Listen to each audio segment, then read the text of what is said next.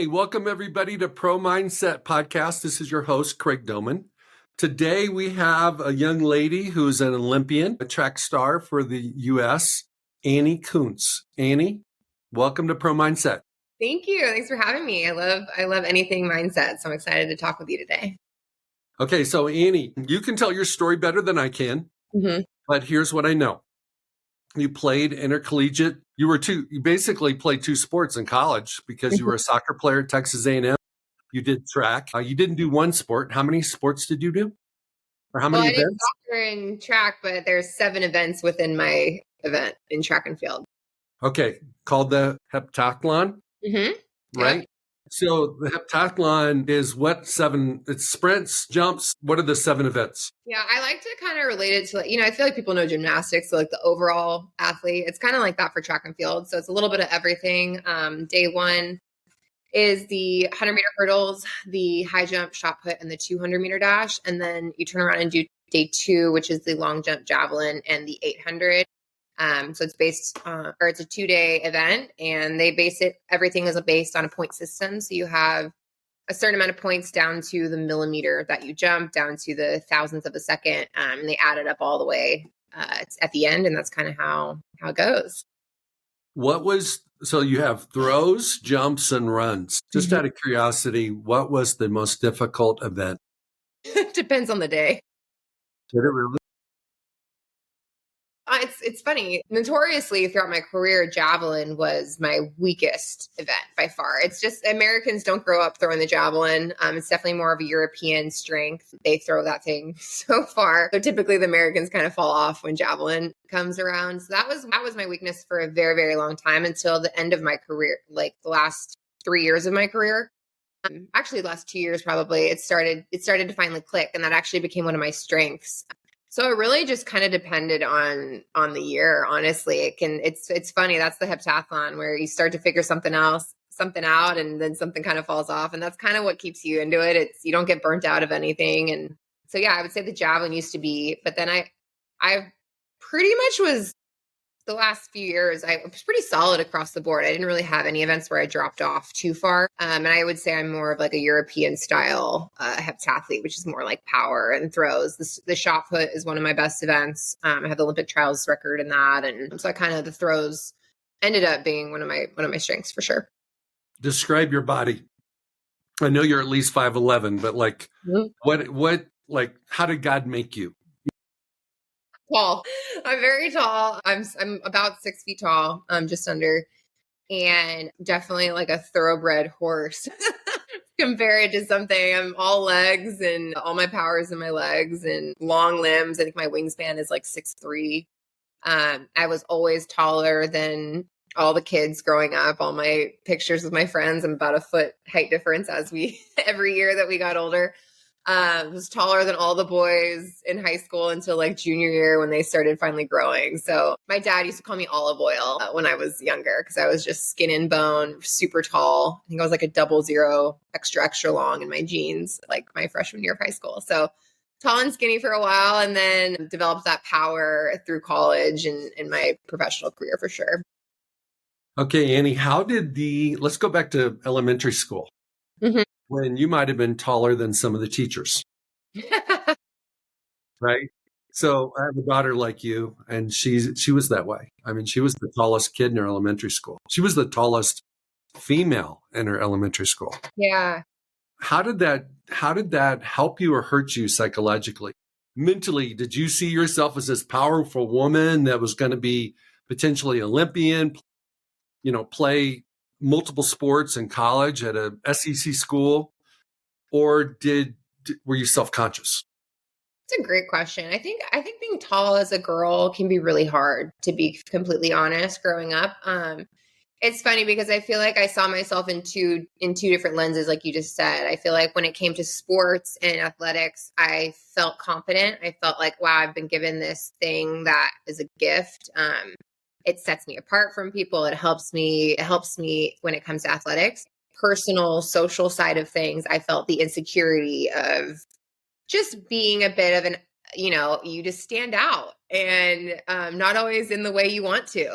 So, and I think it's hard, with boys and crushes and I developed later even, I hit puberty later. So I just had a lot of, I think my height and just the development hitting later was definitely something that it was a huge insecurity of mine for a very long time. I would say until college is when I started really feeling confident and feeling like, oh my God, this thing is beautiful. I love my height. There's taller boys and you don't feel quite as like limited and who you can have a crush on and things like that. So yeah, I think it's definitely something that takes some time to feel comfortable in your own skin. Because you just kind of feel like you stand out in a way that you don't want to sometimes. Well, it's interesting. The girl that's a superstar for UCLA is from Denver as well. 6'7". Oh my God. And that is such an awesome asset when you're on the basketball court. But she's dealt with mental health struggles. Yeah, I can imagine. Because everywhere she goes, she's like a freak show. And so do you have a My fiance. So you're engaged. How tall is he? He is 6'4", almost 6'5". He's tall. So our kids are going to be giants. That's why I was asking, because my daughter's engaged to a guy that's 6'7". So bottom line is, what is going to happen? And what can you and your husband to be do in preparation of, let's say your first child's a girl? Yeah. And she's going to be probably 6 foot or taller. Yeah. I mean, I think about that a lot. You know what I think about a lot is people are going to think our kids are dumb because they're going to be like, they're going to look like a 4-year-old. They're like a year and a half. They're going to be like, why isn't that kid talking yet? But I'm glad that I'll be able to relate to, if I have a daughter and they are taller, I'll be able to relate to them. And I've been through everything that they'll probably be feeling. So I'm glad that I can be an ally and a resource for them. It's one of those things too that, it really just takes time to kind of get comfortable in your own skin. And there's just that awkward, middle school to high school awkward stage where you're still developing, and that I don't know that there's much I'll be able to say. It's really just being there as a comfort and an ally of like, I've been through this, I know how it feels, and you just got to give it time. You'll get the boys start developing later. You'll get to college and you'll feel like you have a whole new world. You'll be around athletes and things like that. So I don't know that I'll be able to say anything to comfort because, my mom couldn't really say much to me either. It's just kind of got to give it time. And she'll probably be a late bloomer like I was, which is not fun at times. So I'm hoping I can just kind of be a resource to know how she feels and relate in that moment. Because it's just kind of something you got to write out and start to feel comfortable with time. Okay, I'm going to be the devil's advocate for a second, Annie. Why can't you tell your, let's say you have a daughter and she's like 7 and she is taller than everyone else and she's getting ready to go to school. Have a conversation with her where you say, hey, this is our family. This is what we do. This is how we're designed. This is how we're created. Mom and dad are tall. We're taller than most of your friends' parents. And this is how it's going to play out. You're going to feel like Superwoman when you're on the court, when you're on the field, when you're on the track. Yeah. You're going to feel awkward sometimes in class because people are going to make fun of you because they're going to start nicknaming you like the giraffe or things like that because you're taller than them. The names that I got called, yeah. Yeah. And it's like, help them understand that, hey, it's okay. Yeah. I mean, I think that would I probably didn't touch on that, but like, I honestly would probably, the advice that I would give is like, God gave you this beautiful thing and made you this way for a perfect purpose and reason. And it's beautiful and it's not something to be embarrassed about. It's something to embrace. And I think I would just really try to nail that in is like, embrace who you are, be confident and proud of this height that you've been given because it's honestly going to build your character in a lot of ways because you're going to have to deal with that kind of thing with people making fun of you or being called names. And it's going to build this armor and resilience in you. So I think it's something that is just a mindset and a perspective shift to not be embarrassed or, being insecure is going to come no matter what. You can't really say much of that. You're going to have moments where you're feeling insecure about it. But just kind of having that mindset shift of this is something that's a beautiful thing that God gave me. And it's going to hopefully help me in whatever, if they are, I'm assuming they'll be in athletics with my fiance and I were both, he played baseball. I obviously have gone to Olympics and things like that. So it's going to help you in that area and it's going to shape who you are. And it's just something to embrace and not be ashamed of. Okay. I like that a lot better. That's exactly, I'm just serious because I'm going to be hopefully a grandfather sometime soon. And it's like, I want my grandkids to know, hey, it's okay. Yeah. That's just what's going to happen. Yeah. And there's a light at the end of the tunnel. It's just something that when you're in the middle of it and you're like, I'm taller than all the boys, it's like, you can't really zoom out and see the bigger picture. And so I'll just kind of encourage that because I've been through that and felt those things. So that's kind of what's helped me. Okay. So let's move forward to 2020. You represented the United States in the Olympics in Tokyo. Yes. And people watching the Olympics, because a lot of people watch the Olympics, but they don't watch the Olympic trials. They certainly don't know what happened to most of these athletes on the stairway to the Olympics, journey to the Olympics. Kind of share your Olympic journey, twists and turns, ups and downs, successes and failures that allowed you to get to Tokyo. Well, I would say that there's a lot of, college, I will say, I'll back up even further. I would say through high school, I was gifted. I felt talented. I would say things came a little bit easier to me, to be completely honest. It wasn't until college where, you go to a D1 school and everyone's the best from where they come from. That kind of is a reality check where you're like, okay, I got to really start working harder because everyone's talented at this point. I think I struggled a little bit with my metabolism changing and things in college, like most girls do. That freshman 15 comes in and you start drinking and things like that. So I kind of struggled a little bit with gaining a little bit of weight and things like that. And then I was a soccer player. My scholarship was for soccer. I was technically a walk-on for track and field. And so I did both sports all 4 years. And then my class for soccer was one of the best classes I've ever had at A&M. The coaches sat me down and they said, we really want you to get a spring season. Because up until that point, I had gone from in-season in the fall in soccer. I would go straight into in-season in track. So I never really got the foundational parts of the year to build that technical foundation and that base for either sport. So soccer coaches really wanted me to redshirt a year, do spring season, go straight into the fall. We had a great chance at making Final Four. We did that for the first time in school history. So that was a great decision I felt like I made. I needed an extra year for school anyway. And then after that was when I really, for the first time in my life, focused just on track and field, because in Colorado in high school, even they're in the same season. So soccer was always the priority. It's a team sport. I always prioritized that. And I would just show up for meets when I could. So I could probably count on two hands the amount of practices I had in high school for track.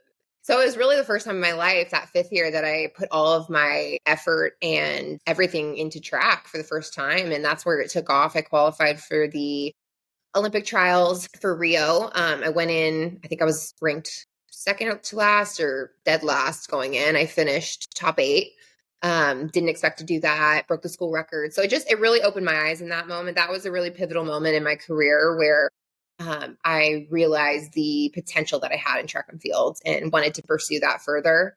I got recruited from there to move out to the Olympic Training Center in San Diego. I've been out here since 2017 and decided to pursue this thing full time. But from that moment, that was from deciding to go pro in track until I qualified for the Olympic trials was a very, very, very challenging journey. I would say there was more failures than successes up until 2020. It was a really hard journey. I wasn't making any money. My parents were helping me out. I was picking up part-time jobs here and there where I could. I mean, I always joke, I'm like, I was like extreme group couponing for groceries. Like, it was just very tough. Track and field is not where you make money. There's not a lot of opportunity for sponsorships, even if you're one of the best. That was really tough. I also struggled I got injured my first year as a pro, ruptured my plantar fascia. So I struggled coming back from that. I gained like 10 pounds. Like, my body was just changing. I couldn't figure out what I was doing wrong. And then up really until 2019. So there was like a solid 2 years where I was like, what am I don't even know if I'm just wasting my time. I'm not seeing any benefits of all the hard work that I'm putting in. I'm scoring lower than I scored in college. It was really tough. And then I met my metabolic practitioner In 2019, I started working with her. She just blew my mind with the wealth of knowledge that she gave me and getting my body to optimal performance. She changed how I was eating. She put me on a supplement protocol. And I saw results within like 6 weeks of working with her. So I was sold. And I qualified for my first World Championships team. 2019, went to Doha.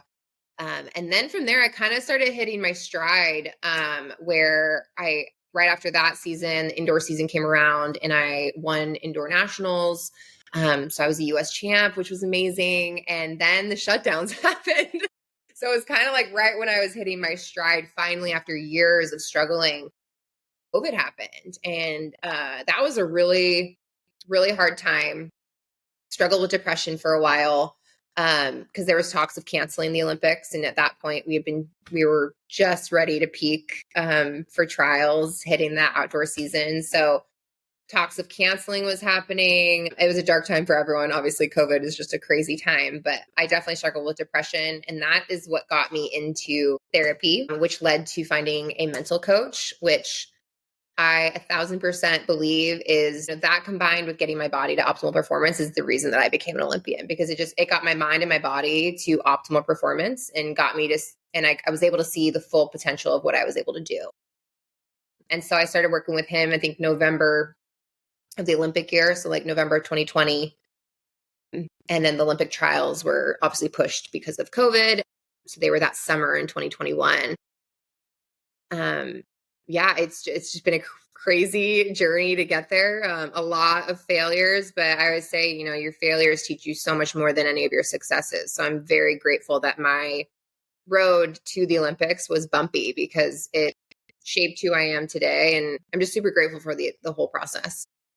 Okay, Annie, let's go into your darkest day of depression. Mm-hmm. Describe that. What was when you found yourself depressed?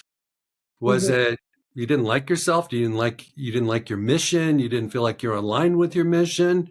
You didn't feel seen? You didn't feel heard? What were some of the symptoms of your depression?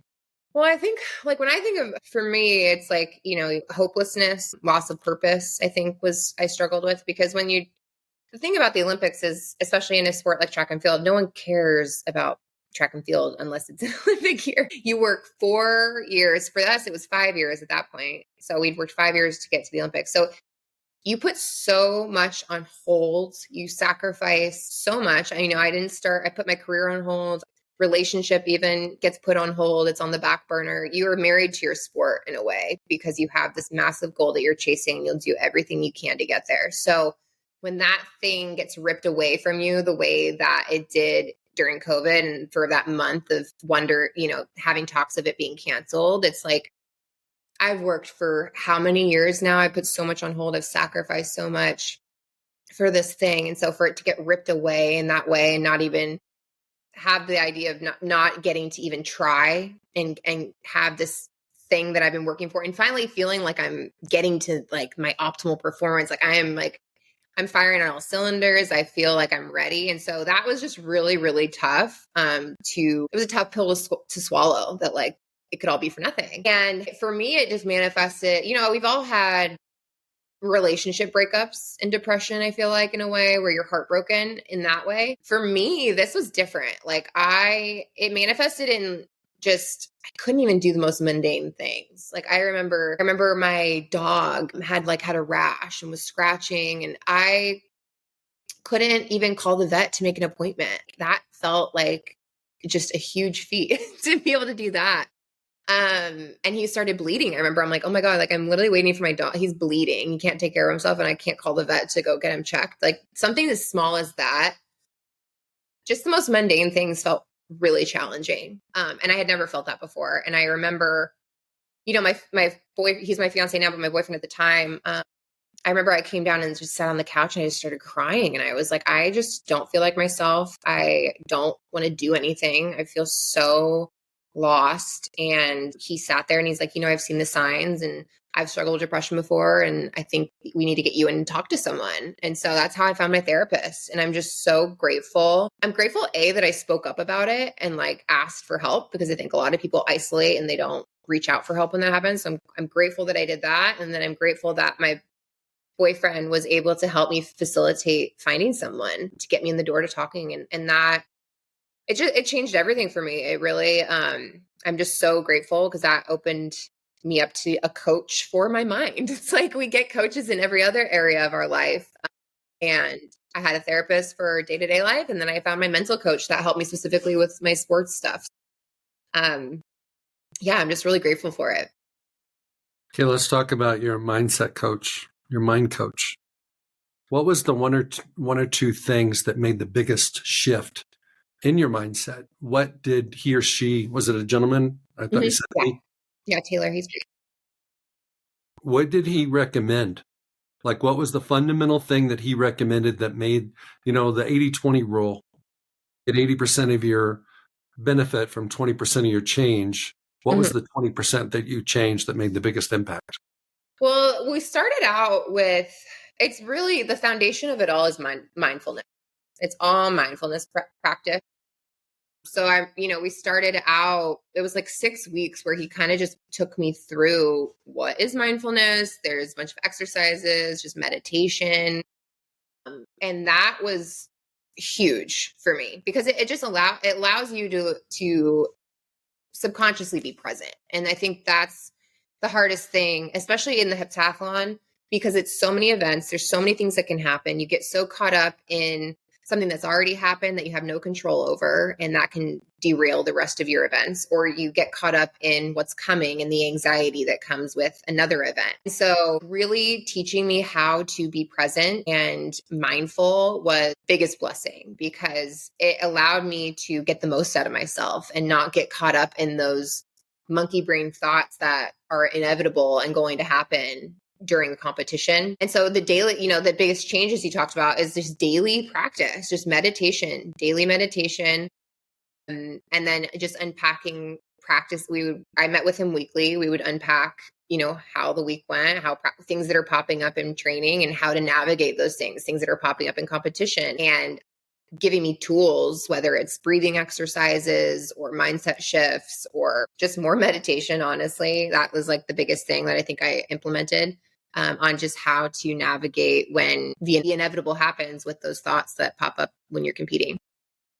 Okay, so once you were working with the mindset coach, when you reflect back on A&M and high school, how great could you have been if you had a mindset coach then? What was the thing that, like, we have phases? Like in high school, it might have been different than college. And it might have been different when you were training for the Olympics. What was the number one symptom you had that could have been fixed if you'd have known better? Going all the way back to high school. Well, I just feel, high school, like I said, I feel like high school came pretty easy to me. Like I really didn't have to think about much. I just showed up and I just let my body do its thing. It really was more in college where your mind starts really getting in the way of things. And, even just like with coaches, they'll say things, or, you're on the bench for a couple weeks in practice, or you're not starting. And then that gets in your head. There's just things that start popping up. You start comparing yourself to other competitors or teammates. So I just feel like it would have given me the tools to navigate those things.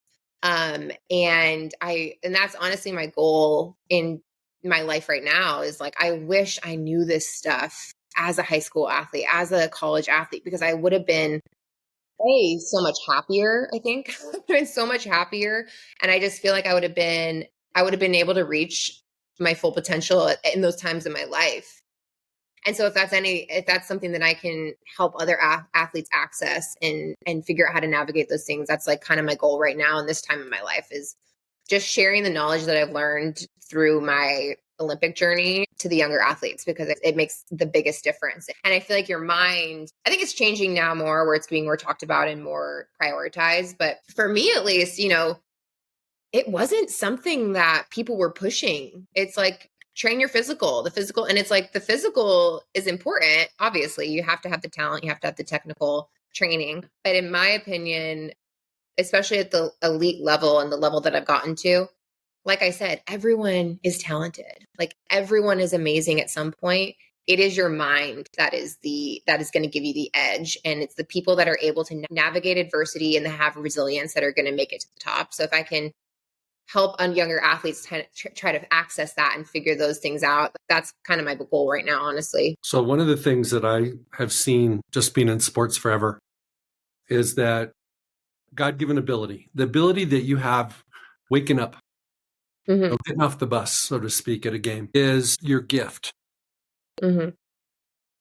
And then when you put in the work the coaches want you to put in, whether it's in the weight room, speed work, whatever it is, technical work, and especially in some of the throws and whatnot, and track and your footwork and soccer, you add those two together, and that's what shows up on the pitch. That's what shows up on the track. But mindset is the secret weapon that allows you to be close to your max, or in some people's eyes, perform better than your potential. Mm-hmm. And it's all those things of like having confidence in what you do, belief in who you are, and not defining yourself as what you do. We're human beings. We're not human doers, but we all get labeled by what we do. Yeah. And that could go on and on and on. But it's like the mindset component, especially like in the NFL, is the difference maker. Mm-hmm.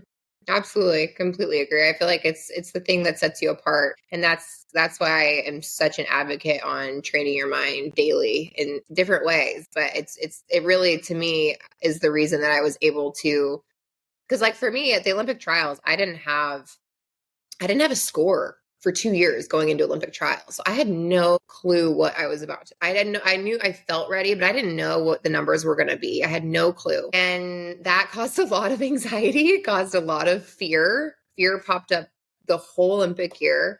And so I fully believe that year of training, my mind allowed me to handle such a high pressure cooker situation. There is like truly the Olympic trials, especially for track and field, they say it's the hardest team to make because the US is so good in track and field. It's harder than the Olympics in a lot of ways. And a lot of the other countries don't have to have an Olympic trials. They get selected. So you got to get top 3 at the Olympic trials. It's like one of the highest pressure situations you can think of.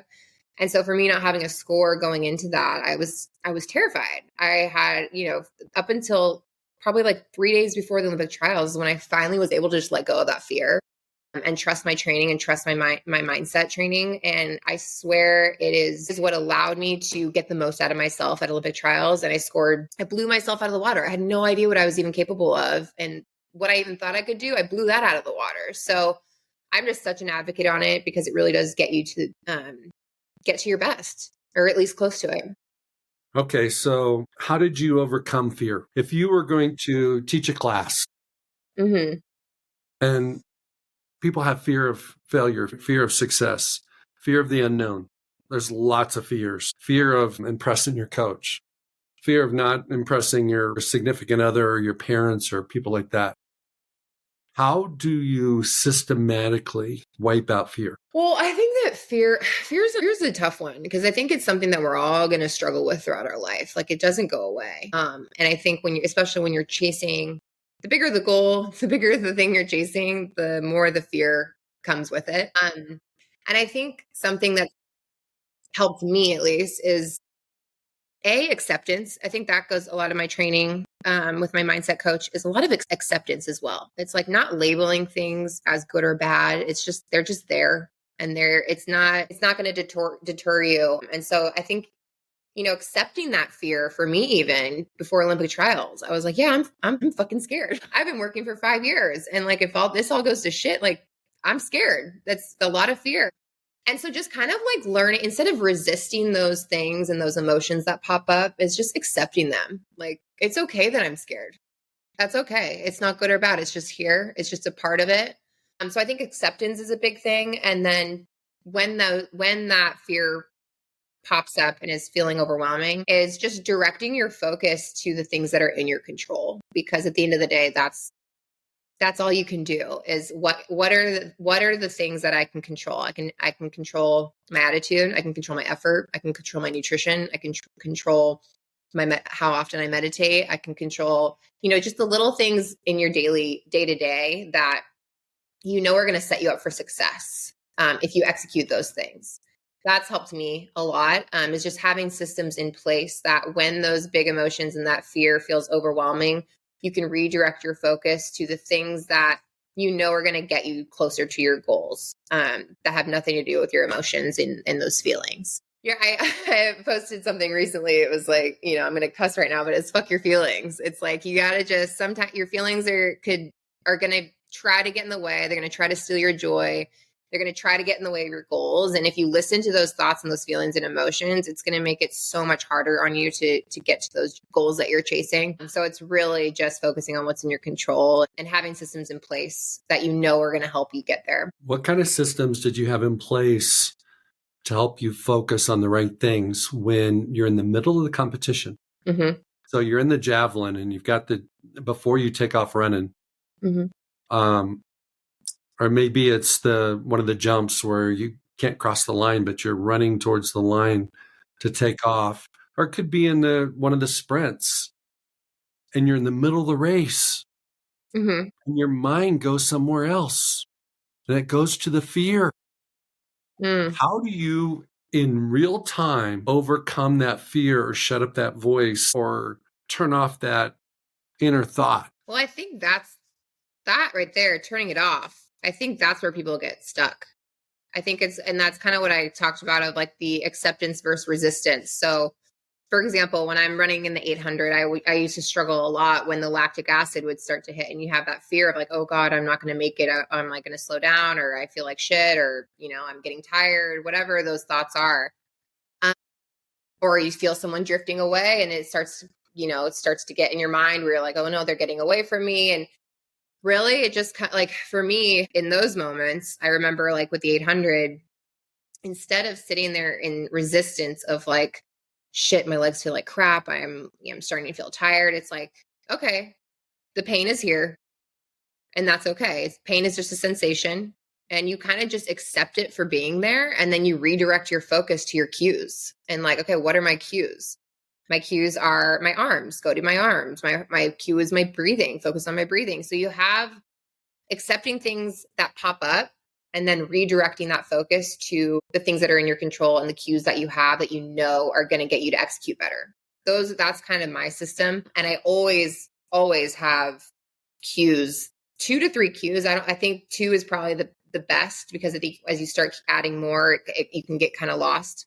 Just having really simple 2 cues for each event that I know would get me to execute what I'm trying to achieve. So like whether it's the hurdle and it's my trail arm or my trail leg or my arm, quick arm down, like it's just having cues that you can go back to when those random thoughts start popping up, and just accepting those thoughts and coming back. And that's kind of what mindfulness practice is. You kind of witness those emotions as they pass and accept them for being there. And then you go back to directing your focus to your cues. Okay, so you can do those cues mid-race. Let's say you're doing the 300-meter hurdles. I totally jam with that. But you're getting ready to step into the starting blocks, and you have that fear. Yeah, you're not running yet. It's pre-event. It's literally within a minute of taking off. How did you handle those inner thoughts then? You go to visualizing the race, because that's also where that's in my control. I can visualize. And that's what I always tell athletes too, is like visualizing is not taxing on your body, and it's reps. Your body does not know if it's real or it's not. Going to visualizing the race when those fearful when the anxiety thoughts start to pop in, it's like you have to redirect your mind to something productive. And visualizing the race is typically what I would go to, because those moments right before when you're getting in the blocks, it's such a high pressure situation. It's your adrenaline is bumping, like it is a lot. And so the thing that would just keep my mind occupied is replaying the race, me executing the race the way that I want to execute it over and over and over and over again. And even the cues that I want to execute. So say I have 3 cues in before the race that I want to execute. I am just visualizing. I'm feeling that in my body, even closing my eyes. You see me a lot before the blocks. My eyes are closed because I'm genuinely feeling and going through even the emotions of what it feels like, the emotions, the sensations, and just visualizing exactly what it would look like to execute the way that I want to. That keeps my mind occupied in a productive way and allows me to kind of navigate those anxious thoughts. I love visualization. I think it's so powerful. Mm-hmm. If you can visualize yourself being successful in every situation, even when you're not on the track, you're back at the hotel, you're taking a shower, you're putting your head down to go to sleep, you're thinking about the race, you can literally run, you can even a whole soccer game. Literally in like 30 seconds, you can play the whole game. Our minds are amazing. So it doesn't take long. Doesn't take energy, just takes focus. Mm-hmm. And it's like, how did you deal with situations where there was somebody you knew you were faster than, Mm-hmm. and you look up and they're ahead of you? Mm. How did you handle comparing yourself during the progress of a race when it wasn't going like how you were hoping it would go? You just have to go back to your cues. Like, really, you just go back to your technical cues because and that's the thing. If you see someone pulling away from you in like a 200-meter dash, for example, your instinct is to panic, and then with panic, you start reaching. Your stride gets longer. You're not as efficient in your stride length. So it really goes back to accepting that they're pulling away, and like, what can I do? What's in my control right now? Okay, I go to my cues. Okay, my arms need to get tighter. My knees need to get higher. Like, you just go to the things that if you execute those things, you're going to get the best out of yourself.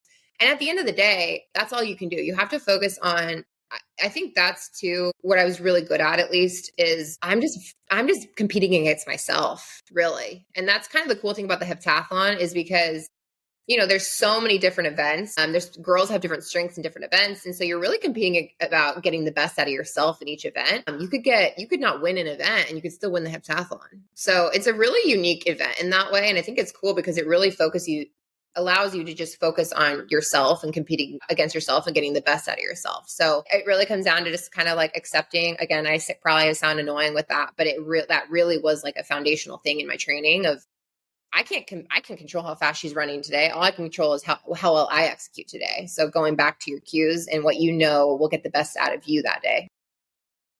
One of the things I tell my clients and my players is, can't control how somebody else is going to show up. Mm-hmm. You only got you, and it's really you versus you. And the objective should always be to be your best. So here's a question for you. Would you rather win an Olympic medal and not perform your best, Mm-hmm. or perform your very best ever and not medal? Ooh, that's a tough question. That's a tough question. As an athlete, you're always chasing the medals, you're chasing the championships, you want the best. I think what I've also learned too, though, and this might go off topic a little bit, but like, there's always going to be that next thing that you're chasing. And I struggled with this a lot the last couple years, honestly, in my career, where I wasn't finding as much joy in my sport as I used to. And I had to take a look at that.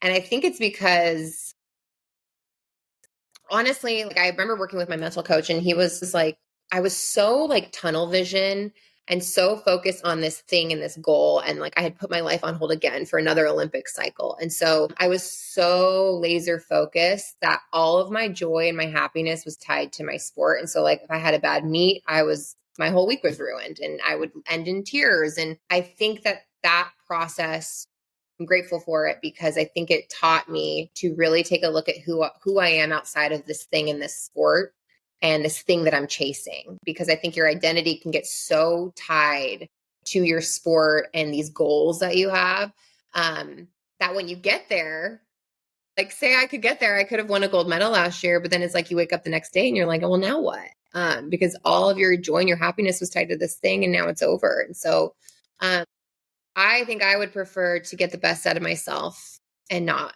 And that's kind of been my journey. I feel like I've gotten the best out of myself. I haven't won a gold medal. I haven't won an Olympic medal. I won an Olympic trials gold medal. And I never expected I would do that.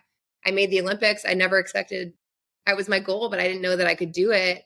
I got there, and then your goals change and you're always kind of going to be chasing the next thing. So that's kind of definitely a mindset and perspective shift and change that I've kind of gone through this last couple of years. And I think it prepared me for this year ending the way that it did at Olympic trials, just getting injured the way that I did. I think I worked through a lot of figuring out who I am outside of my sport and like what brings me joy outside of track, so that when that got ripped away from me the way that it did, obviously it was awful and I grieved the loss of my dream and what I'd worked for. But I feel like I had the foundation of knowing who I am outside of track and field, so that when it did get ripped away, I still had that hope and that purpose and things that I was excited about and that joy from other things because I had worked on it so hard throughout the last couple of years. Okay, when you meet somebody new and they ask you your story with respect to the Olympics, what is your story with respect to the Olympics? I would say kind of how we started the conversation. Your failures teach you so much more than any of your successes. And I think that's the other thing too. You get so caught up on the end goal, right? Like the end goal is the Olympics. The end goal is winning a medal. The end goal is this championship that we're working towards, that you get lost in not enjoying the process to get there.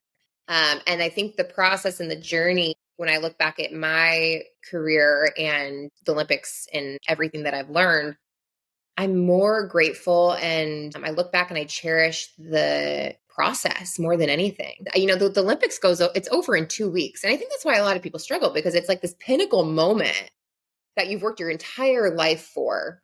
And it's gone like that. Like it goes by so quickly and you work your whole life for it. Looking back, and that's what I kind of encourage athletes even, is like, enjoy the struggle, enjoy the day-to-day practice, like enjoy those moments, because it's going to shape who you are. You're going to learn more about yourself and it's going to build your character. And that's the stuff that's going to carry you so much further than the Olympics or whatever goal it is you're chasing. So it's really just that it goes back to enjoying the journey and the process, because the things you learn along the way they're gonna help you so much more in life than that thing that you're chasing. Very well said. And I'll just add to this. If I'm you, I made it to the Olympics. I represented the United States in the Olympics. I won the gold medal in my event in the Olympic trials. I learned a lot about myself along the way. I had limitations. I had hurdles, like literal hurdles I had to jump over and figurative ones, right? And what I really love is the journey and the person that it made me. Because the Olympic process and the Olympic journey has made you who you are now. Your ability to communicate, your ability to process, your ability to help other people, your ability to maybe look at failure or obstacles differently than maybe you did a handful of years ago. Right? And that's really your story. Yeah, absolutely. Absolutely. Yeah, it's something too. It's, you know, it's giving me the tools to handle things and, you know, not crumble, because life is hard. Life is really hard. The older you get, the harder it gets. And I think that's the biggest thing I've been super grateful for, is it's taught me how to navigate hard things. And that's what life's about, honestly. You know, it's like getting through the hard shit. So I'm just really grateful that I feel like I found tools and figured out systems to put in place when I'm going through a hard time, and so that I can get through those moments for sure. Let's go back to your childhood. Your father was a Super Bowl champion. Yes. How did that impact you? How did he communicate? And if he didn't communicate, how did, just by virtue of you understanding that he was a champion for was he the Oakland Raiders, the Oakland Raiders? Okay. They've moved around quite a bit, as you know. Yeah, he was back in Oakland. Vegas, they've been all over the place. How did that impact you as a young lady? Oh man, well, my dad was definitely, I would just say that we connected the most. We were, you know, everyone called me younger. I'm Terry in a dress. So I'm very similar to my dad in a lot of ways. And I always looked up to him as a role model. I feel like he just got it. Like I could connect with him in certain ways. He understood the pressure. He understood just a lot of things that come with athletics and competing at a high level. So I really used him as a resource because he's been through it. So that was amazing just to have that growing up.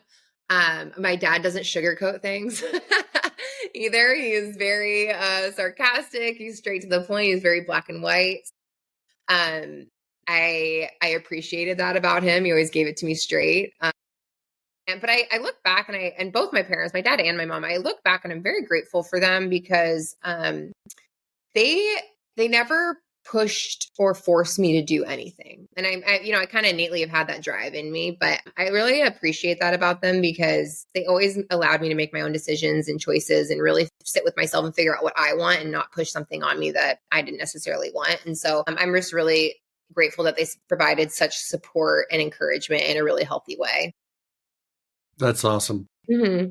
Is that something you want to replicate with your kids? Definitely. I want my kids to find their own voice. I don't want to ever, pigeonhole them into something that they are not passionate about. And I just think it's a tool that I want to give my kids is finding your voice and really figuring out what you want and speaking up about it. And I don't want to ever feel like I'm making decisions for my kids and their life. And I'm grateful that my parents did that for me. And I'm hoping I can do that for my kids. Okay, Annie, it's 2025 and you have a business. You have a new dream, right?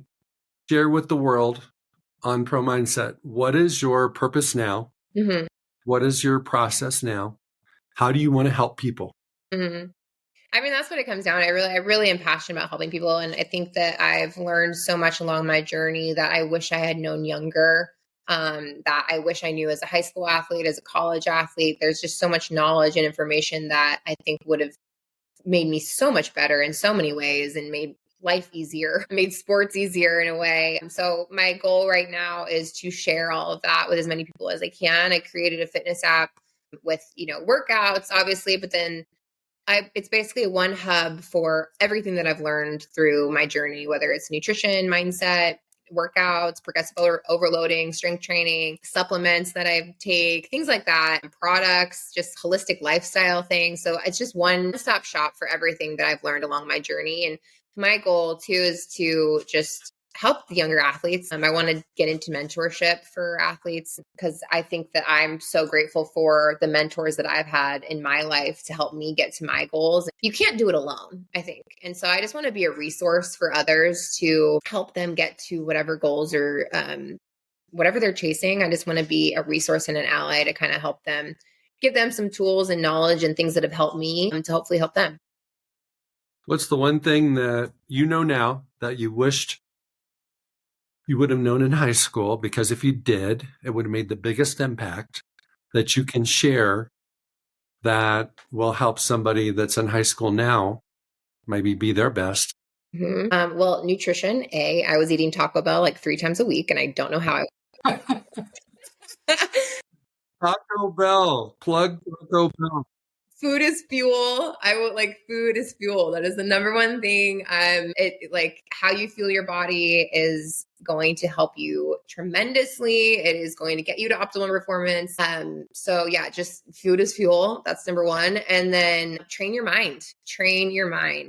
Get a coach to help you train your mind. Daily practice. I think that's probably the thing that I would recommend the most for younger athletes because it will set you apart 1,000%. And most people aren't taking the time to do that. So if you do, it really, especially at that age, I just think it can make the biggest difference. What's one holistic thing that you do, maybe daily, that would help anybody and everybody?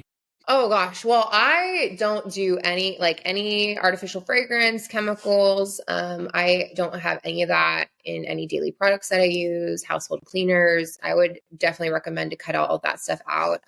They're endocrine disruptors, so they can really mess with your hormones, especially as females. They can cause you to store toxins in your body. So that's probably one of the biggest things that I learned when I started working with my metabolic practitioner that helped me a ton. And it's just everything nowadays is trying to poison us. So just removing all, plastics, artificial fragrance, chemicals, that would be a number one thing. And then eat red meat, steak. That is my number one thing that I tell athletes. I used to eat steak, or that's my pre-game meal. It's I eat it 3 times a week for breakfast. Steak is going to have it's creatine in it. So animal protein has creatine. So that's great. It's going to boost your testosterone naturally. So it's really going to give you the energy and the fuel to perform at your best. Wow. Where can people find you? Instagram is probably the best place. I'm on Instagram, Annie_Kunz7. And then I'm still trying to get on TikTok. I feel very geriatric on there, but I'm on TikTok. It's Annie Kunz 6703. And then my app and my website is linked in my bio on Instagram, but it's the Daily Dose app. So those are kind of all the places you can find me right now.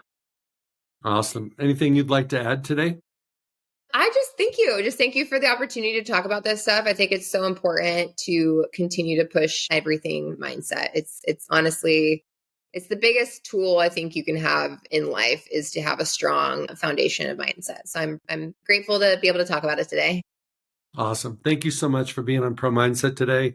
Thank you, listeners. Check out Annie. She has a wealth of knowledge, wealth of experience. Everybody have a great day. It's Craig Domann, the host of Pro Mindset Podcast. I want to thank you for listening or watching today's show. And you can catch us every week on the normal social media platforms like YouTube, Facebook, Instagram, and all the listening podcast platforms. I hope you enjoyed today's show. And more importantly, I hope you gained a Pro Mindset insight. Please be sure to rate and review Pro Mindset Podcast. And I look forward to catching up with you on our next show.